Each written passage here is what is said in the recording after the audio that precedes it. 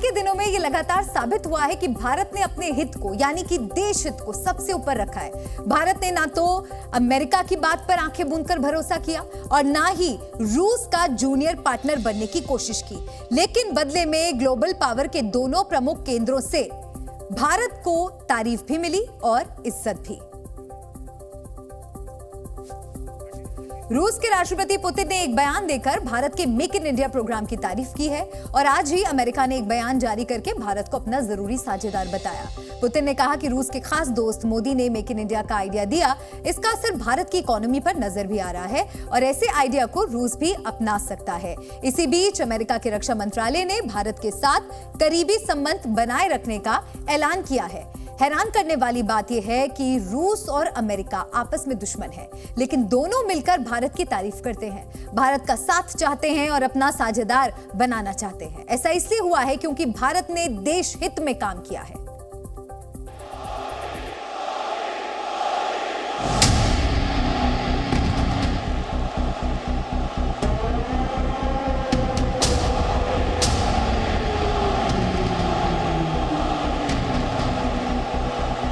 PM Modi के आविष्कार से पुतिन का बेड़ा पार।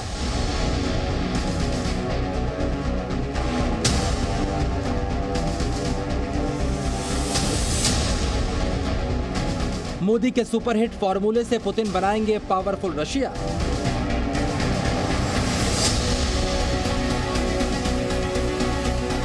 रूस के राष्ट्रपति व्लादिमीर पुतिन ने मॉस्को में भारत और प्रधानमंत्री मोदी दोनों की तारीफ की।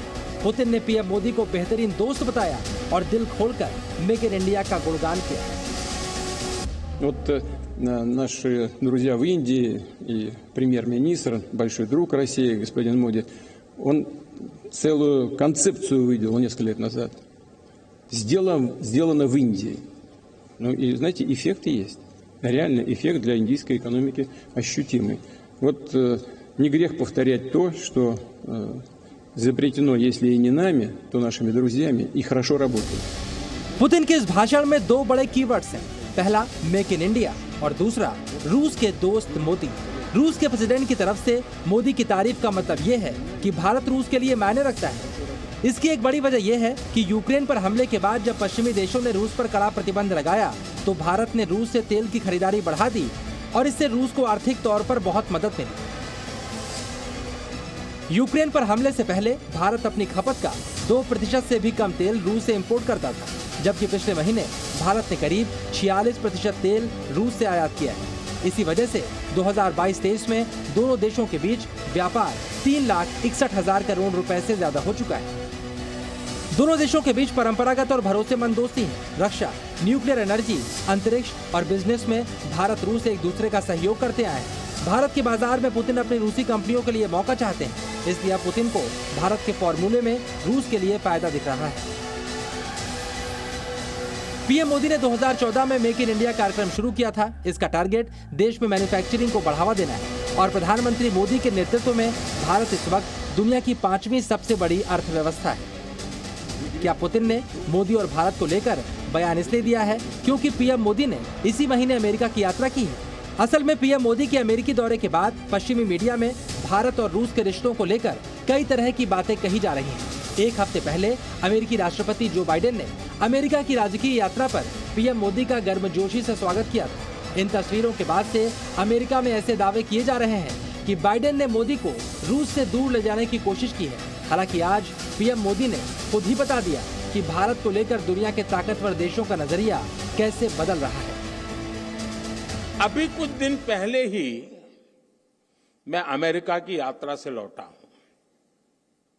आप सबने देखा होगा आज भारत का सम्मान कितना बढ़ा है, गौरव कितना बढ़ा है।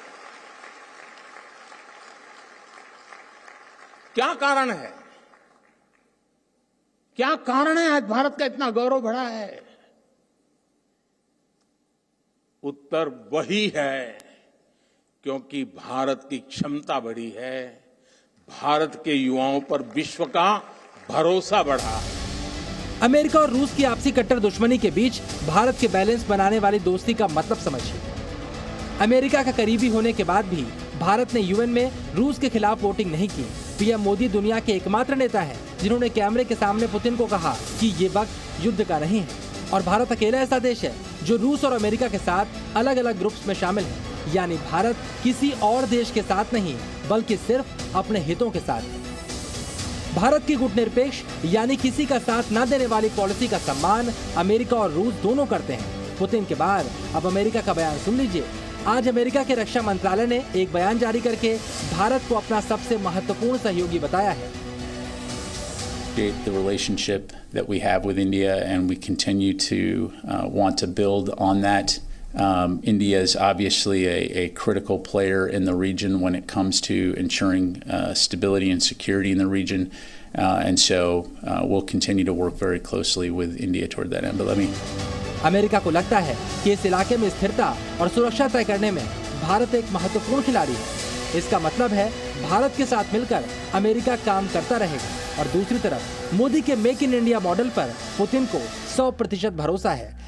यानी दोनों सुपर पावर को भारत पसंद है। ब्यूरो रिपोर्ट, जी मीडिया। पिछले कुछ दिनों से देश में प्रीडेटर ड्रोन को लेकर लगातार आरोप लग रहे हैं। हालांकि आज हम राजनीतिक आरोपों की बात नहीं करेंगे, बल्कि ड्रोन की ताकत, खूबियों और इससे भारतीय फौज को मिलने वाली मदद की तरफ आपका ध्यान खींचेंगे। अमेरिका से इस डील में एक बड़ा फायदा ये होगा कि इस विदेशी ड्रोन की मदद से स्वदेशी बारूद भी फायर होगा। आपको और जानकारी देते हैं इससे जुड़ी। सूत्रों के मुताबिक 31 प्रीडेटर ड्रोन्स पर मेड इन इंडिया मिसाइलें लगाई जाएंगी। अब भारतीय सेना उन हथियारों की पहचान कर रही है जो प्रीडेटर ड्रोन पर लगाई जा सकती हैं। स्वदेशी हथियारों का फायदा यह होगा कि भारतीय लड़ाकू विमानों या हेलीकॉप्टरों पर लगने वाली मिसाइलें और दूसरे वेपन्स अब ड्रोन पर भी तैनात होंगे। जैसे भारतीय सेना और एयरफोर्स के पास हेलिना एंटी टैंक मिसाइलें हैं जो आसमान से लॉन्च किए जाने पर जमीन पर मौजूद टैंक या किसी बख्तरबंद गाड़ी को उड़ा सकती हैं। और स्वदेशी हथियारों का साथ मिलने के बाद इस ड्रोन की ताकत और बढ़ जाएगी। हालांकि अभी तक इस ड्रोन की डील पर अंतिम फैसला नहीं हुआ है। अभी अमेरिकी सरकार और भारत सरकार के बीच इस पर बातचीत होगी। आज हम आपको सूत्रों से मिली जानकारी के मुताबिक ड्रोन डील की वो बातें बता रहे हैं जिससे ये डील हमारे लिए फायदेमंद और दुश्मनों के लिए खतरनाक बन जाएगी।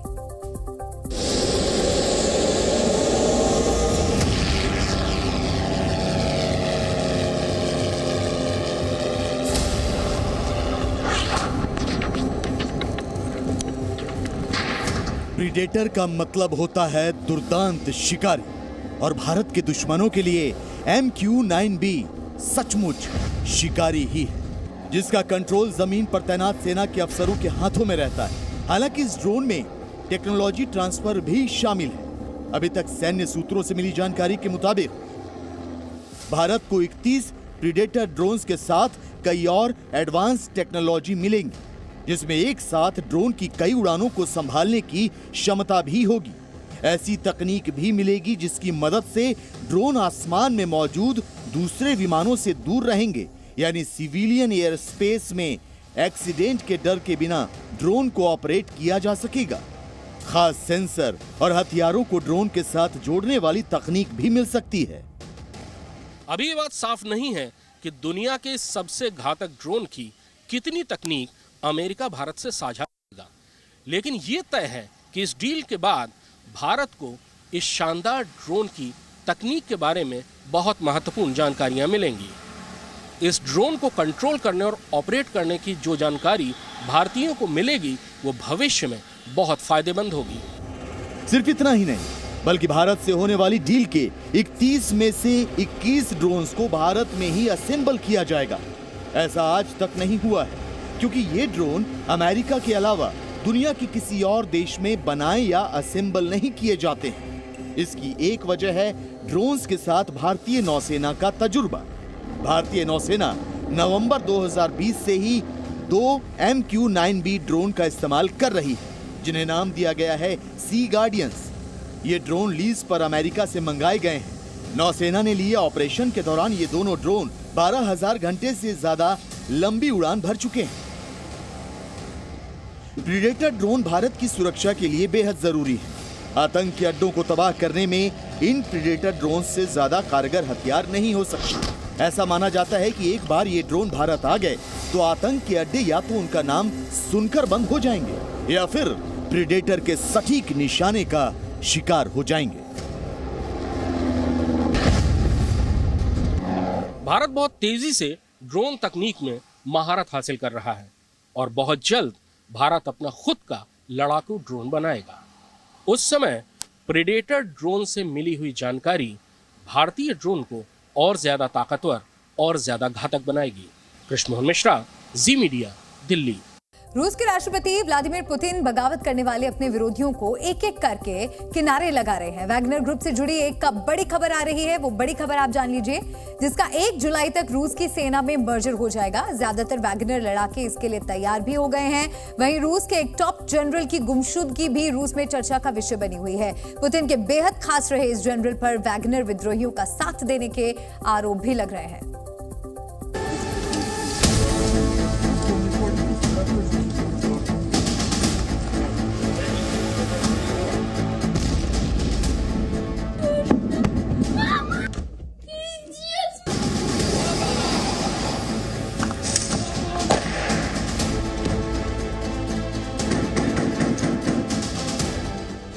पुतिन से बगावत कर मॉस्को को हक्का बक्का करने वाले वैगनर चीफ येवगेनी प्रिगोजिन की बगावत एक दिन में ही खत्म हो गई।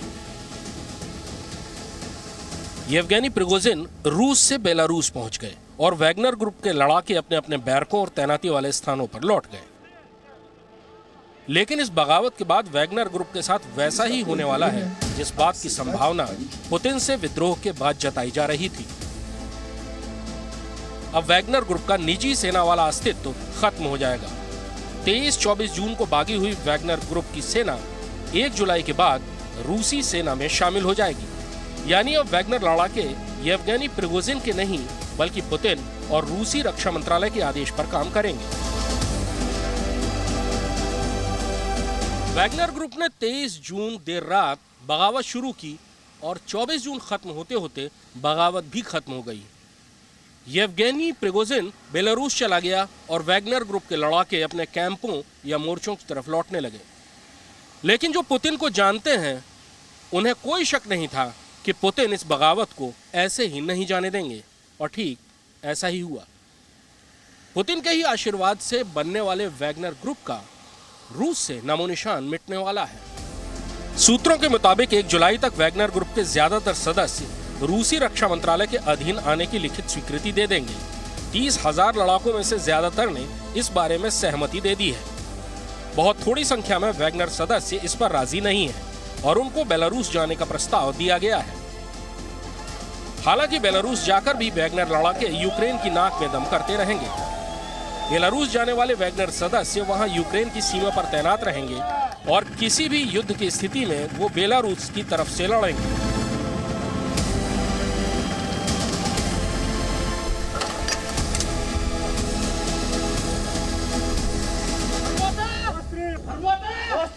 येवगेनी प्रिगोजिन से बात करके इस बगावत को खत्म करवाने वाले बेलारूस के राष्ट्रपति लुकाशेंको भी वैगनर लड़ाकों के बेलारूस में आने से उत्साहित हैं। लुकाशेंको का दावा है कि वैगनर लड़ाकों का जंग का अनुभव बेलारूस की सेना के काफी काम आ सकता है।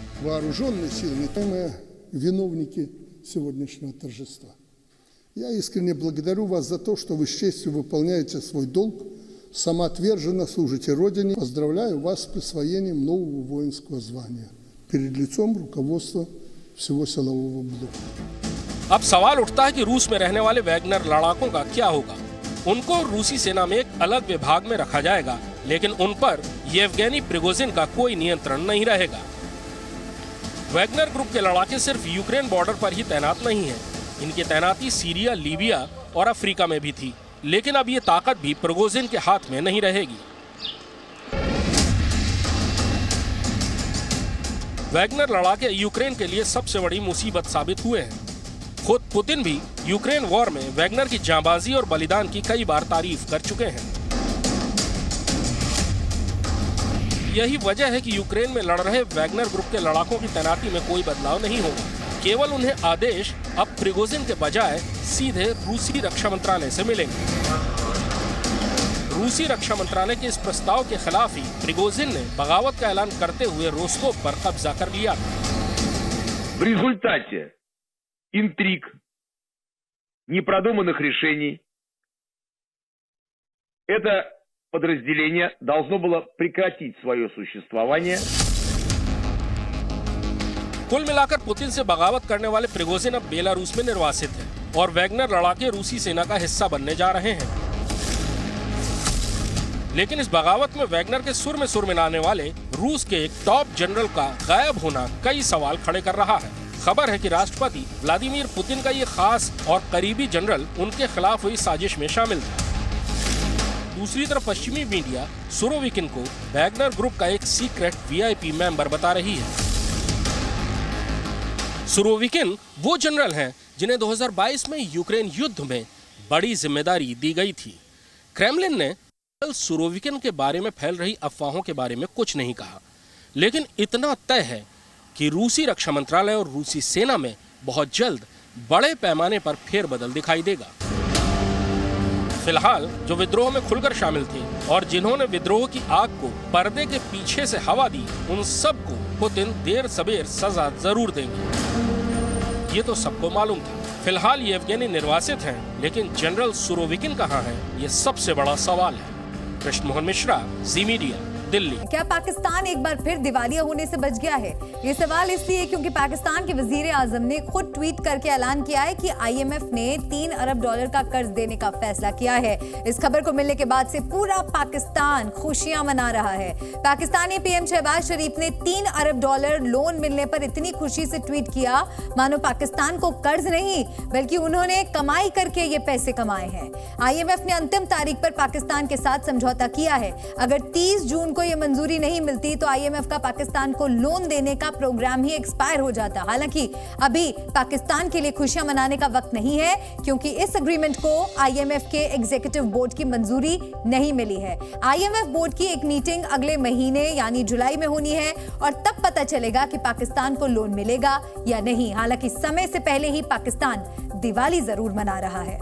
और अब बात करते हैं यूसीसी यानी यूनिफॉर्म सिविल कोड की, जिसे लेकर माहौल गर्माता जा रहा है। उत्तराखंड में यूसीसी पर बनी कमेटी ने अपनी रिपोर्ट तैयार कर ली है। वहीं इस बार नई संसद के भीतर सत्ता पक्ष और विपक्ष यूसीसी पर आमने सामने हो सकते हैं। खास बात यह है कि विपक्ष भी यूसीसी के मामले में बटा हुआ दिख रहा है। देखिए ये खास रिपोर्ट।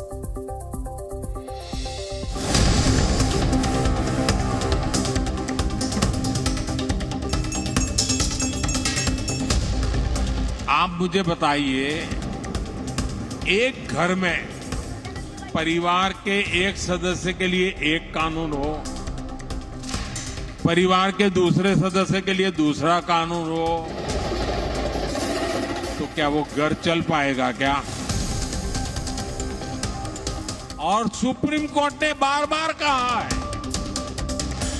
सुप्रीम कोर्ट डंडा मारती है, कह रही है कॉमन सिविल कोड लाओ।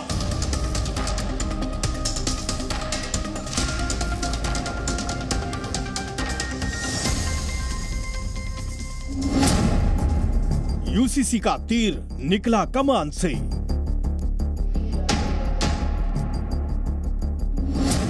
यूसीसी की अग्नि परीक्षा नई संसद में। यूनिफॉर्म सिविल कोड के नाम पर प्रधानमंत्री नरेंद्र मोदी ने हाल ही में देश की जनता के सामने जोरदार अंदाज में यूनिफॉर्म सिविल कोड पर इरादे साफ कर दिए थे। एक सदस्य के लिए एक कानून हो। साफ है कि 17 जुलाई से आगामी मॉनसून सत्र में जैसे ही यूसीसी पर चर्चा होने की सुगबुगाहट तेज हुई, विपक्षियों ने भी यूसीसी पर अपना स्टैंड लेना शुरू कर दिया। खास बात यह है कि विरोधियों को लग रहा है कि बीजेपी 2024 साधने के लिए यूसीसी का तीर अपने कमान से निकाल चुकी है। यूसीसी इस देश की जरूरत नहीं है, यूसीसी बीजेपी की जरूरत है। आप सिर्फ समाज को तोड़ने के लिए, और आपको लगता है कि 9 साल में आपने कोई काम नहीं किया, यूसीसी आपके लिए सत्ता की एक सीढ़ी हो सकती है। तो ये भारतीय जनता पार्टी के लोग इसी तरीके से मुद्दे ढूंढते हैं, इसी तरीके से प्रचार करेंगे कुछ नहीं, न करना है न कर हो पाएगा, लेकिन इस तरीके की बातें आएंगी। मुसलमानों का अपना शरीयत लॉ है, उसकी तरफ भी इनको नजर रखनी चाहिए और इसके बजाय कि इसको आगे चलाएं, इस पे बार बार सोचें कि कहीं कोई तूफान ना आए अगर इसके लिए इन्होंने कोई कदम उठाया। यहाँ फारूक अब्दुल्ला तूफान आने की बात कर रहे हैं, तो वहीं केरल के राज्यपाल आरिफ मोहम्मद खान ने यूसीसी की वकालत करते हुए इसके फायदे गिनाए हैं। What the law seeks to achieve, uniformity of justice. If there is a dispute, they go to the courts. Then court cannot take a view that you are Hindu, therefore this is how you will be dealt with. You are a Muslim, you will be treated differently. You are a Christian, you will be treated differently. You are Buddhist, you are treated differently. Congress UCC पर बनी committee को घेरते हुए सवाल कर रही है कि क्या सुशील मोदी सियासी मकसद पूरा करने के लिए ये बैठक कर रहे हैं। सुशील मोदी ने भी पलटवार किया है। आप यूनिफॉर्म सिविल कोड की बात करते हैं तो उस आनंद मैरिज एक्ट का क्या औचित्य होगा? और भारत के कानून में एक यूनिफॉर्म सिविल कोड है तो सही, जो स्पेशल मैरिज एक्ट है और जो इंडियन सक्सेशन एक्ट है वो अपने आप में यूनिफॉर्म सिविल कोड है।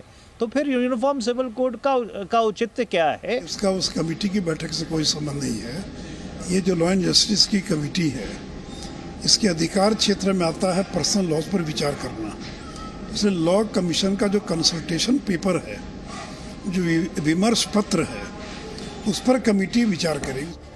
आपको बता दें कि सुशील मोदी की अध्यक्षता में यूसीसी पर 3 जुलाई को चर्चा होनी है। माना जा रहा है कि देश की नई संसद में मॉनसून सत्र पहले की तरह ही हंगामेदार भी हो सकता है, क्योंकि सरकार ने यूसीसी को लेकर अपना तुरुप का इक्का चल दिया है।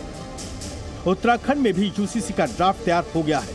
यहाँ करीब 2.5 लाख लोगों से राय ली गई थी, जिसके बाद ड्राफ्ट उत्तराखंड सरकार के पास भेजा जा रहा है। आपको बता दें कि लॉ कमीशन ने भी यूनिफॉर्म सिविल कोड पर कानून बनाने पर 14 जुलाई तक आम जन की राय मांगी है। सवाल है कि क्या राजनीति के चलते एक देश एक विधान को लेकर देश में नए सिरे से हंगामा होगा या फिर विपक्षी एकता में टूट पड़ेगी? रिपोर्ट जी मीडिया। मणिपुर हिंसा को 60 दिन बीत चुके हैं। आज भी लोगों का दर्द कम होने का नाम नहीं ले रहा है। इस बीच बीजेपी और कांग्रेस में सियासी घमासान तेज हो गया है। बीरेन्द्र सिंह ने इस्तीफा देने से इनकार कर दिया है। समर्थक खुश हैं, लेकिन विरोधी गुस्से में है। देखिए पूरी खबर।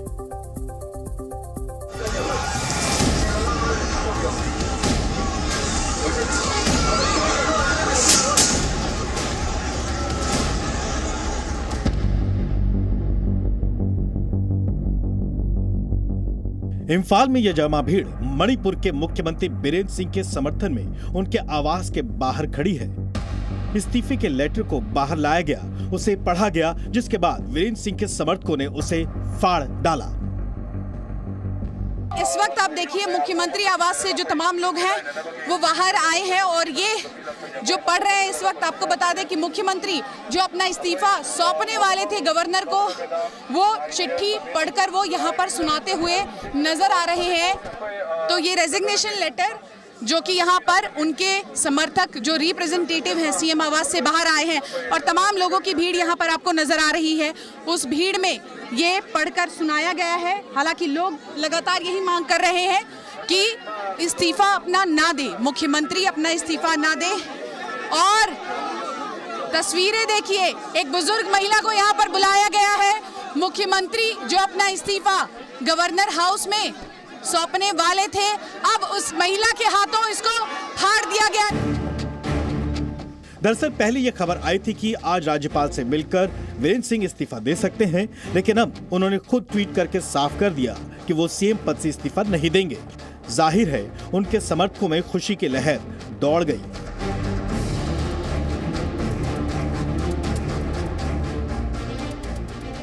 आपको बताते हैं कि मणिपुर में पॉलिटिकल ड्रामे के बीच आखिर कैसे पिछले 60 दिनों से यहाँ लोग दर्द में डूबे हैं। यहाँ किसी का घर लुट गया तो किसी का सिर से अपने बड़ों का साया। मणिपुर में मातम की तस्वीरें आम हो चली हैं। इस बीच कांग्रेस नेता राहुल गांधी इन लोगों का दर्द बांटने के नाम पर यहाँ मौजूद हैं। राहुल गांधी के सामने लोग आंसुओं के सैलाब में डूबे हुए थे। यहाँ लोगों के पास भरपेट खाना नहीं है, शिविरों में संघर्ष करने को मजबूर है। राहुल गांधी लोगों की हिम्मत बढ़ाते दिखे और केंद्र और राज्य सरकार पर तीखा हमला बोलते दिखे। सरकार को इन चीज़ों के बारे में एक्शन लेना चाहिए। मगर मेरी अपील है हर व्यक्ति से, मणिपुर के हर व्यक्ति से, कि मणिपुर को शांति की जरूरत है। मैं यहाँ हाजिर हूँ, जो भी मैं कर सकता हूँ, जो भी मदद मैं कर सकता हूँ शांति के लिए मैं करने के लिए। मणिपुर के खराब हालात को सुधारने की कोशिश तो हो रही है, लेकिन दंगाई बेखौफ पुलिस के सामने खड़ी है। बीती रात इम्फाल में हालात अब भी खतरनाक दिखाई दिए। सुबह होते होते इम्फाल के हालात सामान्य तो हो गए, लेकिन तनाव अभी बना हुआ है। कांग्रेस केंद्र पर आरोप लगा रही है। इनको रोका गया, क्यों रोका गया? अभी आप प्रोटेक्शन देना चाहिए। जब शाह जा सकते हैं, आपके लोग कैंप को विजिट कर सकते हैं, अपोजिशन पार्टी का क्यों नहीं कर सकते लीडर? तो ये जो उनकी एक सोच है, ये डेमोक्रेसी के विचारधारा के खिलाफ है। और चलिए देशहित में अब बात करते हैं देश और दुनिया में मौसम के रंग की। देश में इस वक्त बारिश और बाढ़ से मुसीबत बढ़ती दिखाई दे रही है। पहाड़ों से लेकर मैदान तक पानी ही पानी नजर आ रहा है। गुजरात, यूपी, बिहार, एमपी से लेकर दिल्ली तक जनजीवन अस्त व्यस्त है। तो दुनिया में कई देशों में आसमान से नहीं, लोगों के माथे से पानी पसीने के तौर पर बरस रहा है। यहाँ गर्मी से लोगों का हाल बेहाल है।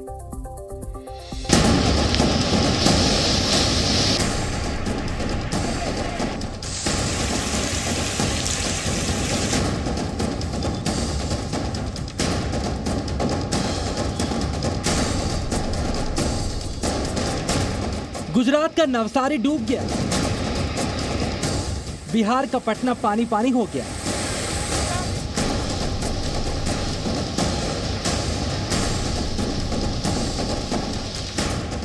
डांग में जलप्रपात उफना रहे हैं। प्रयागराज में गंगा और अयोध्या में सरयू खतरे के निशान तक पहुंच रही हैं। एमपी में धुआंधार बारिश से जनजीवन अस्त व्यस्त है और हिमाचल प्रदेश में तो पहाड़ तोड़ बारिश से खौफ बढ़ रहा है। ये गुजरात के डांग के गिरमल वाटरफॉल की तस्वीरें हैं। भारी बारिश के बाद इस वाटरफॉल में पानी उफना रहा है। तेजी से बहते पानी का शोर डरा रहा है और ये पानी जब नदियों से जाकर मिलेगा तो बेहद खतरनाक साबित होगा। ये गुजरात के नवसारी की तस्वीरें हैं, जहां पर भारी बारिश के बाद अंडरपास में इतना पानी भरा कि कार तक डूब गई। कार सवार अंडरपास को पार करने की कोशिश कर रहे थे। अंडरपास में पानी भरा हुआ था। कार सवार इस पानी का अंदाजा नहीं लगा पाए और कार डूब गई, जिसके बाद फायर ब्रिगेड ने स्थानीय लोगों की मदद से कार और उसमें सवार 4 लोगों को बाहर निकाला। गुजरात के तापी में भी मंडोवी नदी उफान पर है, जिसकी वजह से इसके आसपास रहने वाले लोग खौफ में हैं। बारिश कैसे जान आफत में डाल सकती है, इसका अंदाजा राजकोट की इन तस्वीरों से लगाइए। राजकोट में भारी बारिश की वजह से 3 टूरिस्ट फंस गए। बाद में उनको गांव के लोगों और फायर ब्रिगेड की मदद से बाहर निकाला गया।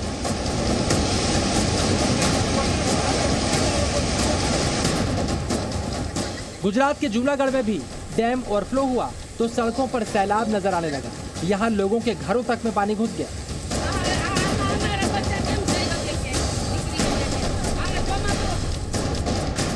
ये बिहार की राजधानी पटना की तस्वीरें हैं। पटना के कई इलाके भारी बारिश से पानी पानी हो गए। बारिश के बाद पटना के कई इलाके जलमग्न हैं। कई लोगों के घरों में पानी घुस चुका है। यहाँ बारिश से नगर निगम की तैयारियों की पोल भी खुल गई। कंप्लीट फेल्योर है, कोई नाला साफ नहीं किया गया है बढ़िया से। सभी में प्लास्टिक का भरा हुआ है कूड़ा कचरा। मेन है कि यहाँ से निकास कैसे होगा। वाटर लॉगिंग तभी बोला जाता है जब कैचपिट एरिया को देखा जाता है, कितना बड़ा कैचपिट एरिया है, और उस अनुसार से रेन हो रहा है, और रेन होने के साथ साथ उसका सिस्टम बनाया जाता है।